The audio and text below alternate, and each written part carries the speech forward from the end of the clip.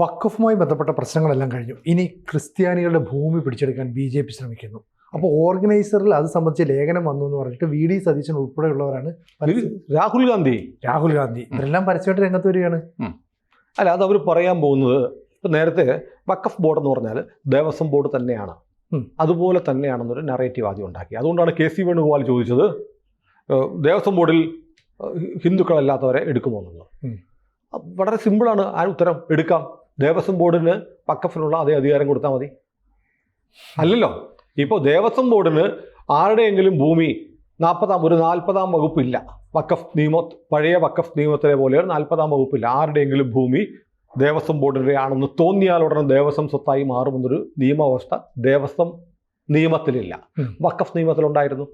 ആരുടെ ഭൂമി വേണമെങ്കിലും അത് ക്രിസ്ത്യാനിയുടെയോ ഹിന്ദുവിൻ്റെയോ ആരുടെയാണെങ്കിലും അവകാശവാദം ഉന്നയിക്കാമായിരുന്നു വഖഫ് ബോർഡിന്. സെക്ഷൻ 40 പ്രകാരം. ആ 40 എടുത്തു കളഞ്ഞു. ദേവസ്വം ബോർഡിന് അങ്ങനെ അധികാരം ഉണ്ടായിരുന്നെങ്കിൽ ന്യായമാണ്, മുസ്ലിങ്ങളുടെ പ്രോപ്പർട്ടിയും ദേവസ്വം ബോർഡിന് പിടിക്കാം, ക്രിസ്ത്യാനിയുടെയും പിടിക്കാം. അതുകൊണ്ട് ദേവസ്വം ബോർഡിൽ ക്രിസ്ത്യാനിയും മുസ്ലിമും വേണമായിരുന്നു എന്ന് പറയുന്നതിന് സാധുതയുണ്ട്. പക്ഷേ ദേവസ്വം ബോർഡിന് അങ്ങനെ അധികാരമില്ല. ദേവസ്വം ബോർഡിൻ്റെ ഉള്ള ഭൂമി പൊക്കൊണ്ടിരിക്കുക അല്ലേ. അതെ, 100 കണക്കിന് കേസുകളാണ് കോടതികളിൽ കിടക്കുന്നത്. ദേവസ്വം സ്വത്തുക്കൾ അന്യാധീനപ്പെട്ടു. കേരളത്തിലെ ഏതാണ്ട് എല്ലാ പ്രദേശവും, തിരുവിതാംകൂർ രാജ്യം മുഴുവൻ ശ്രീപത്മനാഭൻ്റെ ആയിരുന്നു അല്ലേ. അതെ, ശ്രീപത്മനാഭന് സമർപ്പിക്കുകയാണ്. വേണമെങ്കിൽ എന്നാൽ തിരുവിതാംകൂർ മുഴുവൻ ദേവസ്വം ബോർഡിലാണെന്ന് പറയാം. ആണല്ലോ, അങ്ങനെ ആയിരുന്നു ഉണ്ടായിരുന്നു. ഇപ്പോൾ ദേവസ്വങ്ങൾക്ക് എത്ര സ്വത്തുണ്ട്. ഇപ്പോൾ എൻ്റെ നാട്ടിൽ വൈക്കത്തഷ്ടമിയുണ്ട്. വൈക്കത്തഷ്ടമി കഴിഞ്ഞാൽ മാശി അഷ്ടമി എന്ന് വേറൊരു അഷ്ടമിയുണ്ട്. അതായത് വൈക്കത്തെ ദേശനാഥനായ വൈക്കത്തപ്പൻ ആനപ്പുറത്ത് എഴുന്നള്ളി വരും. എഴുന്നള്ളി വരുമ്പോൾ അദ്ദേഹത്തിൻ്റെ ഭൂമിയിലെ മുഴുവൻ വിളവെടുപ്പ് സ്വീകരിക്കാൻ വരുന്നു എന്ന സങ്കല്പം. അതായത് അവിടെ മുഴുവൻ ദേവസ്വമായിരുന്നു, ദേവൻ്റെ സ്വത്തായിരുന്നു. ഇപ്പോൾ പലരുടെയും കയ്യിലാണ്. ഇപ്പോൾ മാശി അഷ്ടമിക്ക് വൈക്കത്തപ്പൻ എഴുന്നള്ളി വരുമ്പോൾ ആളുകൾ ഇപ്പോൾ കൊല സമർപ്പിക്കും, ഓരോ പറ അരി കൊടുക്കും. എന്തിനാണെന്നറിയോ? പണ്ട് ദേവസ്വം സ്വത്തിലെ ആദായം ദേവന് കൊടുത്തുകൊണ്ടിരുന്നത് ഇപ്പോൾ ഇല്ല.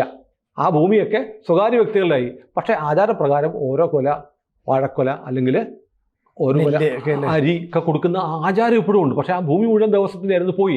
അങ്ങനെ ദേവസ്വത്തിന്റെ ഭൂമി മുഴുവൻ പോയിട്ടേ ഉള്ളൂ. ഇവിടെ ഇപ്പൊ പറയുന്നത് എന്താ? ചർച്ച് ബില്ല് വരും. ചർച്ച് ബില്ല് കൊണ്ടുവരണം എന്ന് ആവശ്യപ്പെട്ടിരിക്കുന്നത് കേരളത്തിലാണ്. കേരളത്തിലെ BJP അല്ല ആവശ്യപ്പെട്ടത്. ചർച്ച് ബില്ല് ആവശ്യമുണ്ട് എന്ന് പറഞ്ഞ് അത് ഡ്രാഫ്റ്റ് ഉണ്ടാക്കിയത് VR കൃഷ്ണയ്യരാണ്, ഇടതുപക്ഷ സർക്കാരിൻ്റെ കാലത്താണ്. ഇനി ഇങ്ങനെ ഒരു ചർച്ച് ബില്ല് ഉണ്ടാക്കണമെന്ന് ആവശ്യപ്പെട്ടിരിക്കുന്നത് BJPയോ RSSO അല്ല, ഇവിടുത്തെ അൽമായരാണ്, വിശ്വാസികളാണ് പറഞ്ഞത്. വിശ്വാസികൾ ഇപ്പോഴും എറണാകുളത്ത് ഉൾപ്പെടെ, നമ്മൾ സംസാരിക്കുന്ന എറണാകുളത്ത് ഉൾപ്പെടെ ചർച്ച് ബില്ലിന് വേണ്ടി വാദിക്കുന്ന ഒരുപാട് ക്രൈസ്തവരുണ്ട്. അവർ പറയുന്നത് ഞങ്ങൾ കഷ്ടപ്പെട്ട് ഞങ്ങൾ അരിവിരിച്ചും ധാന്യങ്ങൾ ശേഖരിച്ചും വിഭവ സമാഹരണം നടത്തിയും പണപ്പിരിവ് നടത്തിയൊക്കെ പള്ളി ഉണ്ടാക്കുന്നു, പള്ളിക്ക് സ്വത്തുണ്ടാക്കുന്നു. അത് കഴിഞ്ഞാൽ പിന്നെ അതിൻ്റെ ഭരണത്തിൽ ഞങ്ങൾക്ക് ഉത്തരവാദിത്തമില്ല, സഭയുടെ സ്വത്തായി മാറുന്നു. അതുകൊണ്ട് ഈ ദേവസ്വം ബോർഡ് പോലെ പള്ളികളുടെ ഭരണം നിയന്ത്രിക്കാൻ ഒരു വകുപ്പുണ്ടാക്കണമെന്ന് ആവശ്യപ്പെട്ടിരിക്കുന്നത് ഇവിടുത്തെ ഒരു രാഷ്ട്രീയ പാർട്ടിയല്ല, അൽമായർ തന്നെയാണ്. അത് ഗൗരവത്തോടെ പരിഗണിച്ച് അതിനുവേണ്ടി ഒരു കമ്മിറ്റി ഉണ്ടാക്കിയത് ഇടതുപക്ഷ സർക്കാരാണ്. മനസ്സിലായില്ലേ? BJP അതിനകത്തൊന്നും പറഞ്ഞിട്ടില്ല. ഇപ്പോൾ ഓർഗനൈസറിൽ വന്നൊരു ലേഖനമാണല്ലോ ഇപ്പോൾ വിവാദം. ഓർഗനൈസർ എന്താ പറഞ്ഞത്? ഓർഗനൈസർ പറഞ്ഞിരിക്കുന്നത്, ഇതുവരെ നമ്മൾ ധരിച്ചിരുന്നത് ഇന്ത്യൻ റെയിൽവേ, ഇന്ത്യൻ ആർമി, ഇത് കഴിഞ്ഞാൽ ഏറ്റവും കൂടുതൽ സ്വത്തുള്ളത് വഖഫ് ബോർഡിനാണെന്ന്. അപ്പോൾ ഇപ്പം ഓർഗനൈസറിൻ്റെ ലേഖനത്തിൽ പറഞ്ഞത് അതിനകത്തൊരു തിരുത്തുണ്ട്. വഖഫിനുള്ളതിനേക്കാൾ സ്വത്ത് ക്രൈസ്തവ സഭകൾക്കുണ്ട്. കത്തോലിക്ക സഭയ്ക്കെന്ന് മാത്രമല്ല, ഇന്ത്യയിലെ വിവിധ ക്രൈസ്തവ സഭകളുടെ ആകെ സ്വത്തെടുത്ത് നോക്കിയാൽ വഖഫ് ബോർഡിനുള്ളതിനേക്കാൾ കൂടുതൽ സ്വത്തുണ്ട്. ശരിയാണ്, അതിലെന്താ തർക്കം? ആർക്കാ തർക്കം? ക്രൈസ്തവ സഭയ്ക്ക് തർക്കം ഉണ്ടാവുക. പക്ഷെ വ്യത്യാസം എങ്ങനെയാണെന്ന് അറിയും? വഖഫ് ബോർഡിന്റെ സ്വത്തെന്ന് പറയുന്നത് കൈയിട്ട് വാരിയെടുത്തതാണ്. ഇവിടുത്തെ ക്രൈസ്തവരുടെ ഒരു സഭയും അന്യൻ്റെ സ്വത്ത് കൈയിട്ട് വാരി എടുത്തിട്ടില്ല. പലയിടത്തും ഒക്കെ കുരിശ് കൃഷ്ണീത്തൊക്കെ പറഞ്ഞ ചില ആക്ഷേപങ്ങൾ ചില മലയുടെ മുകളിലൊക്കെ കുരിശ് വെച്ചിട്ടുണ്ടാവും. അതൊന്നും ഇവിടെ അംഗീകൃത സഭകളൊന്നും ചെയ്തിട്ടുള്ളതല്ല. പലയിടത്തും പല വ്യക്തികൾ സ്വന്തം കയ്യേറ്റത്തെ സാധൂകരിക്കാൻ വേണ്ടി ഈ മതത്തിന്റെ ഒരു ചിഹ്നം കൊണ്ട് നാട്ടുന്ന പ്രശ്നമുണ്ട്. ഈ അടുത്തിടയ്ക്കും ഒരെണ്ണം പൊളിച്ചു കളഞ്ഞു. ഒരു മാസം മുമ്പ് ഒരാൾ ഒരു ഭൂമി കയ്യേറിയിട്ട് അവിടെ കൊണ്ട് കുരിശ് വെച്ചു. കർത്താവിനെ ഏൽപ്പിച്ചേക്കുക ഭൂമി സംരക്ഷിക്കേണ്ട ജോലി, അതെടുത്ത് പൊളിച്ചു കളഞ്ഞു. അങ്ങനെയുള്ള വ്യക്തി അല്ലാതെ ഏതെങ്കിലും കേരളത്തിലെ കത്തോലിക്ക സഭയോ അല്ലെങ്കിൽ യാക്കോബായ സഭയോ ഓർത്തഡോക്സ് സഭയോ മലങ്കര സഭയോ മാർത്തോമക്കാരോ എവിടെങ്കിലും പോയി ഏതെങ്കിലും മലയോ ഭൂമിയോ കയ്യേറി കുരിശ് നാട്ടിയതായിട്ട് നമ്മളാരും കേട്ടിട്ടില്ല.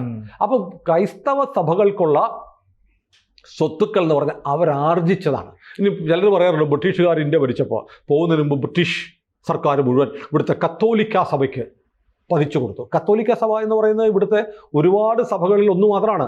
കത്തോലിക്ക സഭയുടെ അധിപൻ മാർപ്പാപ്പയാണ്. ആ പറയുന്നതിൽ ബ്രിട്ടീഷുകാർ കത്തോലിക്ക സഭയ്ക്ക് ഇത് മുഴുവൻ പതിച്ചു കൊടുത്തു എന്ന് പറഞ്ഞത് ചരിത്രപരമായും നിയമപരമായും തെറ്റാണെന്ന് അഭിപ്രായമുള്ളത്. കാരണം ബ്രിട്ടീഷുകാർ കാത്തലിക്സ് അല്ല, ആംഗ്ലിക്കൻ ചർച്ച അവിടെയുള്ളത്. അപ്പോൾ അവർ ഇവരെ സഹായിക്കേണ്ട കാര്യമില്ല. ആംഗ്ലിക്കൻ ചർച്ച എങ്ങനെയാണ് ഉണ്ടായത്? ആംഗ്ലിക്കൻ ചർച്ചിനെ കുറിച്ച് ഞാൻ കേട്ടിട്ടുള്ള ഒരു ബ്രിട്ടനിലെ ഒരു രാജാവ് തനിക്ക് ഒരു കല്യാണം കൂടെ കഴിക്കണമെന്ന് ആവശ്യപ്പെട്ടു. ഫിലിപ്പ് 10 പേര് ഞാൻ മറന്നുപോയി, എനിക്ക് കൃത്യമായി ഓർമ്മയെന്ന് പറയാണ്. അങ്ങനെ ഒരു രാജാവ് തനിക്ക് ഒരു വിവാഹം കൂടെ കഴിക്കണമെന്ന് താല്പര്യപ്പെട്ടു. അത് പോപ്പിനോട് പെർമിഷൻ ചോദിച്ചു. പോപ്പ് പറഞ്ഞു പറ്റത്തില്ല, ക്രിസ്ത്യാനിക്ക് ഒറ്റ കല്യാണം പറ്റുള്ളൂ എന്ന് പറഞ്ഞു. എന്നാൽ പിന്നെ ഇനി മാർപ്പാപ്പയായിട്ട് ബന്ധമില്ല എന്നും പറഞ്ഞ് ഇംഗ്ലീഷുകാർ പുതിയൊരു ആംഗ്ലിക്കൻ ചർച്ച ഉണ്ടാക്കി എന്നാണ് പറയപ്പെടുന്നത്. ഇത് ഞാൻ കേട്ടതുമാണ്, എൻ്റെ ഓർമ്മയിൽ നിന്ന് പറയാം. അതിനകത്ത് തെറ്റുണ്ടെങ്കിൽ എന്നോട് അത് സബ്ജക്റ്റ് അറിയാവുന്ന പ്രേക്ഷകർ ക്ഷമിക്കണം. ഏതായാലും അങ്ങനെ കാത്തലിക്സ് അല്ല ഇംഗ്ലീഷുകാർ. അതുകൊണ്ട് തന്നെ ഇവിടുത്തെ കത്തോലിക്ക സഭയ്ക്ക് ബ്രിട്ടീഷുകാർ ഭൂമി വധിച്ചു കൊടുക്കുമെന്നും ഞാൻ കരുതുന്നില്ല. ഇനി കൊടുത്തിട്ടുണ്ടാവാം. ഞാൻ പറയട്ടെ, ഭൂമിയല്ല സർക്കാർ പോലും കൊടുക്കുമല്ലോ. ഇപ്പം നമ്മുടെ നാട്ടിൽ ഒരു വികസനവും ഇല്ലാത്തൊരു സ്ഥലത്ത് ഒരു സഭ വന്നിട്ട് പറയാണ്, ഞങ്ങളിവിടെ ഒരു ആശുപത്രി സൗജന്യമായി ഉണ്ടാക്കി ഒരു ധർമാശുപത്രി പണിയാം, ഇത്തിരി സ്ഥലം കിട്ടിയാൽ മതി എന്ന് പറഞ്ഞാൽ ചിലപ്പോൾ ആ നാട്ടിലെ രാമൻ ചേട്ടനും തൻ്റെ സ്ഥലം കൊടുത്തേക്കും.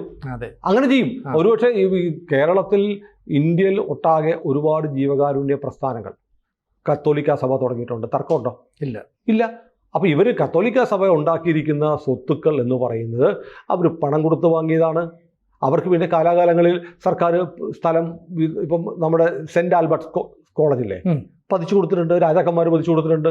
ബ്രിട്ടീഷുകാർ കൊടുത്തു എന്ന് പറയുന്നതിനേക്കാളും നല്ലത് രാജാക്കന്മാർ പതിച്ചു കൊടുത്തിട്ടുണ്ട്. ഇവിടെ ഇന്ത്യയിലെ ആദ്യത്തെ മുസ്ലിം പള്ളി എവിടെയാണ് ഉള്ളത്?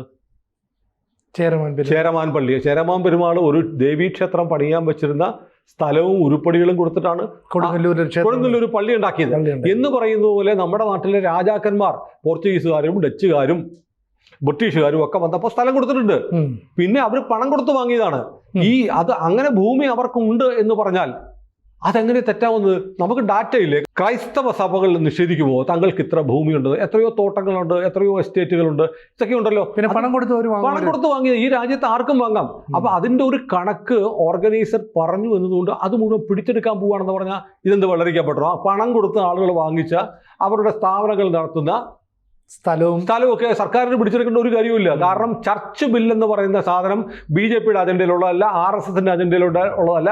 ആ ചർച്ച് ബില്ലിന് അനുകൂലമായ ഒരു നിലപാട് ഉണ്ടായി വന്നിട്ടുണ്ടെങ്കിൽ കേരളത്തിലെ ഇടതുപക്ഷ സർക്കാരിൻ്റെ കാലത്താണ് ചർച്ച് ബില്ലിന് വേണ്ടി പഠനം നടത്തിയത്. BJP അതിനെ വെൽക്കം ചെയ്തിട്ടുമില്ല. അവർ അൽമായർ അവരുടെ കാര്യം, അവരുടെ ആവശ്യം ഉന്നയിക്കുന്നു. ആ ആവശ്യം ഇപ്പോഴും സജീവമാണ്. ചർച്ച് ബില്ല് വേണമെന്ന് അവർ പറയുന്നു. ഇടതുപക്ഷ സർക്കാരാണ് അതിന് വേണ്ടിയിട്ടുള്ള എന്തെങ്കിലും ഒരു നീക്കം നടത്തിയത്. എന്തിനാണ് BJPയുടെ തലയിൽ കയറുന്നത്? ഞാൻ ഇന്നലെ നോക്കുമ്പോൾ മീഡിയ വണ്ണിൻ്റെ ഒരു കാർഡ് കണ്ടു. ഓർഗനൈസർ പറയുന്ന കണക്കനുസരിച്ച് കത്തോലിക്കർക്ക് ഇന്ത്യയിൽ 2457 ആശുപത്രികളുണ്ട് എന്ന് പറയുന്നു. അപ്പോൾ അതിൽ 240 മെഡിക്കൽ കോളേജുകളും നഴ്സിംഗ് കോളേജുകളും ഒക്കെ ആയിട്ട് 240 സ്ഥാപനങ്ങളുണ്ട്. 28 ജനറൽ കോളേജുകളുണ്ട്. അതെനിക്കൊരു സംശയമുണ്ട്, കത്തോലിക്ക സഭയ്ക്ക് ആകെ ഇന്ത്യയിലാകെ 28 കോളേജുകളേ ഉള്ളൂ. ഒരുപക്ഷെ കാത്തലിക്സിന് മാത്രമായിരിക്കാം. പിന്നെ 3765 സെക്കൻഡറി സ്കൂളുകളുണ്ട്. 7319 പ്രൈമറി സ്കൂളുകളുണ്ട്. 3187 നഴ്സറി സ്കൂളുകളുണ്ട് എന്നൊരു കണക്ക് ഓർഗനൈസർ പറഞ്ഞു എന്നും പറഞ്ഞ് മാധ്യമത്തിൻ്റെ മീഡിയ വണ്ണ് ഒരു കാർഡ് ഇറക്കിയിട്ടുണ്ട്. അവരുടെ വാർത്തയുടെ കൊടുത്ത് സോഷ്യൽ മീഡിയ കാണിക്കാനാണ്. അതിനെന്താ കുഴപ്പം? ഈ ക്രിസ്ത്യാനികളുടെ ആശുപത്രികളിൽ നിന്ന് എല്ലാവരും ചികിത്സ നേടുന്നുണ്ട്. ക്രിസ്ത്യാനികളുടെ മെഡിക്കൽ കോളേജുകളിലും നഴ്സിംഗ് കോളേജുകളിലും ഹിന്ദുക്കളും മുസ്ലിമുകളും എല്ലാം പഠിക്കുന്നുണ്ട്. അവരൊക്കെ പുറത്തു നിന്ന് ജോലി നേടുന്നുണ്ട്. അതിനൊക്കെ ആർക്കെന്ത് പ്രശ്നം? ഇതൊക്കെ സർക്കാർ പിടിച്ചെടുക്കും എന്ന് പറയാൻ പറ്റുമോ? എന്തുകൊണ്ടാണ് വഖഫിൽ കേന്ദ്ര സർക്കാർ ഇടപെട്ടത്?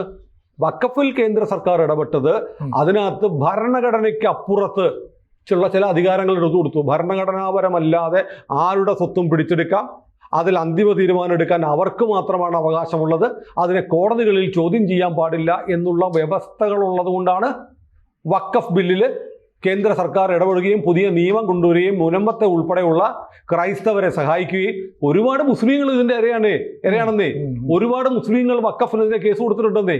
ചുരുക്കം പറഞ്ഞാൽ കിരാതമായ ചില നിയമങ്ങൾ അതിനകത്തുണ്ട്. അതുകൊണ്ടാണ് ഉടനെ ഇവിടുത്തെ ക്രൈസ്തവരെ പേടിപ്പിക്കാൻ വേണ്ടിയിട്ട് ഇനി അടുത്ത നിങ്ങളിലേക്ക് വരും. കാരണം ക്രൈസ്തവർ അങ്ങനെ ചെയ്യുന്നില്ല. ക്രൈസ്തവർക്ക് അങ്ങനെ ചെയ്യാനുള്ള അധികാരം ആരും കൊടുത്തിട്ടില്ല. ക്രൈസ്തവർക്ക് വേണ്ടിയിട്ട് നിങ്ങൾക്ക് ആരുടെ ഭൂമിയും ഗ്രാബ് ചെയ്യാൻ പിടിച്ചെടുക്കാൻ പറ്റുന്ന ഒരു നിയമം ക്രിസ്ത്യാനികൾക്ക് കൊണ്ട് ആരും ഉണ്ടാക്കിയിട്ടുണ്ടോ? ഇല്ല. അവർ പണം കൊടുത്ത് SNDP ചെയ്യുന്നത് പോലെ, SNDP യോഗത്തിനുള്ളതുപോലെ, NSS പോലെ ഉള്ളതുപോലെ, ഈ എല്ലാ ജാതി മത സംഘടനകൾക്കും ഉള്ളതുപോലെ അവരുടെ പണം ഉപയോഗിച്ച് വിദ്യാഭ്യാസ സ്ഥാപനങ്ങൾ ഉണ്ടാക്കുന്നു, ആശുപത്രികൾ ഉണ്ടാക്കുന്നു, തോട്ടങ്ങൾ വാങ്ങുന്നു, സ്ഥലങ്ങൾ വാങ്ങുന്നു. അതിന് ആർക്കെന്ത് ഛേദം? അതെന്തിനാണ് ഗവൺമെൻറ് ഓഫ് ഇന്ത്യ പിടിച്ചെടുക്കാൻ പോകുന്നത്? അപ്പോൾ വ്യാജ നറേറ്റീവ് പറയാണ്. പിന്നൊരു കഥ ഈ ലേഖനത്തിൽ പറഞ്ഞതിനെക്കുറിച്ച് പറയുന്നുണ്ട്. അതായത് നമ്മുടെ ക്രൈസ്തവ സഹോദരങ്ങൾ കേരളത്തിൽ നോക്കൂ, നമ്മുടെ ഭാരതീയ സഭ എന്നവർ പറയുന്നത് അല്ലേ? ഭാരതീയ സഭ എന്നാ പറയുന്നത്. അവർ ഇന്ത്യനൈസേഷൻ നടപ്പാക്കുന്നുണ്ട്. അന്ന് ഭാരതീയ ഇസ്ലാം എന്ന് പറയുന്നുണ്ടോ? നാഷണൽ മുസ്ലിങ്ങൾ എന്ന് പറഞ്ഞാൽ പോലും ഇവിടുത്തെ മുസ്ലിം മതവർഗീയവാദികൾക്ക് ഇഷ്ടപ്പെടത്തില്ല. ഞാൻ ദേശീയവാദി മുസ്ലിമാണെന്ന് പറഞ്ഞാൽ സമ്മതിക്കത്തില്ല. അവർ ജനഗണമന കേൾക്കും, വന്ദേമാതരം പറയത്തില്ല, ഭാരത് മാതാ കീ ജയ് പറയത്തില്ല. ആര്? മുസ്ലിമുകൾ. എന്നാൽ ക്രിസ്ത്യാനിക്ക് ഇതൊന്നും പ്രശ്നമല്ല. കാരണം അവർ ഭാരതീയ സഭയായിട്ട് മാറി. നമ്മുടെ ക്ഷേത്രങ്ങളിൽ നോക്കൂ, കേരളത്തിലെ ക്ഷേത്രങ്ങളിലെ പള്ളികൾ, കേരളത്തിലെ പള്ളികളിൽ കൊടിമരങ്ങളുണ്ടല്ലേ? അതെ. കൊടിയേറ്റുണ്ട്, പഞ്ചവാദ്യമുണ്ട് അല്ലേ, പഞ്ചാരിമേളമുണ്ട്, എഴുന്നള്ളിപ്പുണ്ട്, ആനപോലുമുണ്ട്. നമ്മുടെ സംസ്കാരത്തിന്റെ ഭാഗമായി അവർ മാറുകയാണ്. അപ്പോൾ അതിനകത്ത് ഡോബർട്ട് ടി നൊബിലി എന്ന് പറയുന്ന ഒരു ജസ്വിറ്റ് മിഷണറി 17-ാം നൂറ്റാണ്ടിൽ ഇവിടെ വന്നിരുന്നു. ആ റോബർട്ട് ടി നൊബിലിയെക്കുറിച്ച് ഈ ഓർഗനൈസറുടെ ലേഖനത്തിൽ പറയുന്നുണ്ടായിരുന്നു. അദ്ദേഹം യൂറോപ്പുകാരുടെ വേഷം ഇവിടെ വന്നപ്പോൾ ഇന്ത്യൻ തരത്തിലുള്ള വേഷം ധരിച്ചു, എന്നിട്ട് കാവ്യ വസ്ത്രം ധരിച്ചു, ചന്ദനക്കുറി തൊട്ടു, പൂണൂലിട്ടിരുന്നു, സസ്യബുക്കായി മാറി. ബ്രാഹ്മണരുടെ പോലെയുള്ള ജീവിത രീതിയാണ് റോബർട്ട് ടി നൊബിലി പിന്തുടർന്നത് എന്നൊക്കെ ഓർഗനൈസർ പറഞ്ഞിരുന്നു എന്നാണ് ലേഖനം ഞാൻ വായിച്ചിട്ടില്ല എന്നാണ് വിമർശനം. അതിനിപ്പോൾ എന്താണ്? ഇവിടെ വന്നിട്ട് ഹിന്ദുവിനെ പോലെ ഇപ്പൊ കാവ്യ ഉടുക്കുന്ന എത്രയോ സന്യാസിമാർ, ക്രൈസ്തവ പുരോഹിതന്മാരുണ്ട് ഇല്ലേ? ഒരുപാട് പേരുണ്ട്. അപ്പോൾ അതിനകത്ത് അവർ പറയുന്നു 4 വേദങ്ങൾ നൊബിലി. ഇപ്പം 4 വേദങ്ങൾ ഹിന്ദുക്കൾക്കുണ്ട്. 5-ാമത്തെ വേദമാണ് യേശുർവേദ.